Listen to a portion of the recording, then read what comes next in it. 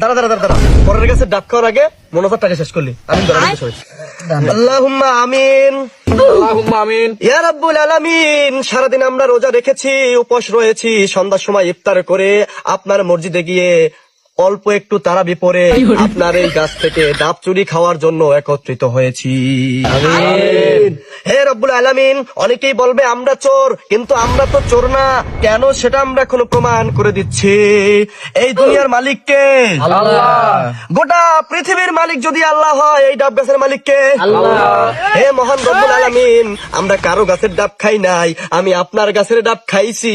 আপনার কাছে শুকরিয়া তান আদায় করে সকলে বলি আলহামদুলিল্লাহ। আলহামদুলিল্লাহ। আল্লাহ, আমরা কিন্তু আপনার কাছে ডাব খেয়েছি, আপনার কাছে শুকর আদায় করেছি। তারপরও এলাকার কিছু মুরব্বীরা, কিছু মানুষ আমাদেরকে নিয়ে সমালোচনা করবে, আমাদেরকে চোর বলবে।